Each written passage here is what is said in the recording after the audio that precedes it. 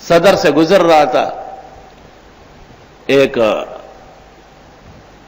مداری بیٹھا ہوا تھا، وہ نجومی جو کہلاتا ہے، اور لوگوں سے کہتا ہے کہ اپنی قسمت معلوم کرو۔ لوگ زیادہ نہیں تھے، میں بس سے اترا، میں نے کہا ذرا اس کو آج ٹھیک کرتا ہوں۔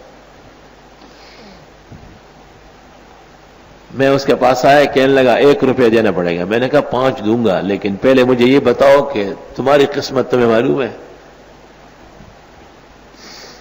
اس دوپہر میں سخت دھوپ میں تم کب تک بھوکا پیاسا بیٹھے رہو گے؟ کب تک بیٹھے رہو گے؟ کہتا ہے یہ مولویوں کا کام نہیں ہے، جاؤ۔ مطلب یہ ہے کہ مولوی ہماری سازش میں نہیں آئیں گے۔ اور وہ دو کے دڑا کے ادھر کی ہتکڑیاں اس کو ڈالی، اس کو ادھر ڈالی، لوگ بیٹھے ہوئے ہیں۔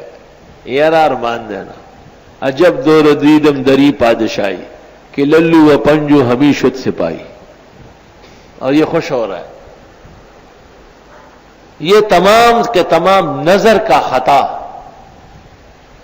اور وہم کی ترقی ہے۔ وہ اپنا وہم اتنا بڑھا دیتا ہے کہ آپ کو مروب کر دیتا ہے، حقیقت کچھ بھی نہیں ہے، کچھ بھی نہیں ہوتا ان کے پاس۔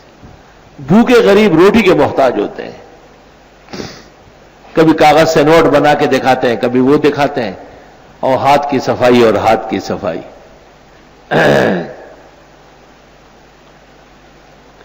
علامہ آلوسی بغدادی رحمت اللہ علیہ نے سورۃ صاد کی تفسیر میں لکھا ہے کہ بغداد کے بازار میں ایک مداری بیٹھا ہوا تھا،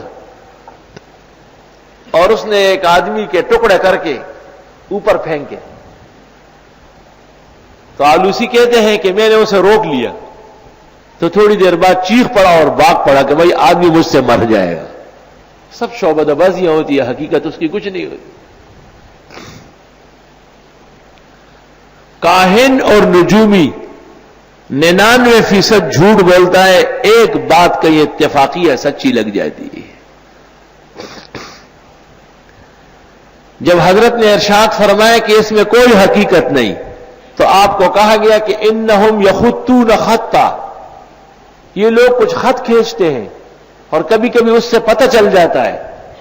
آپ نے فرمایا بعض انبیاء خط لے کے آئے ہیں، فمن وافق خطہ خطہ صح، اگر اتفاق سے وہ لکیر کھینچی گئی ہے تو کچھ نشاندہی ہو جاتی ہے، لیکن 99 جھوٹ کے اندر ایک سچ گم رہتا ہے، اس کی کوئی حقیقت نہیں۔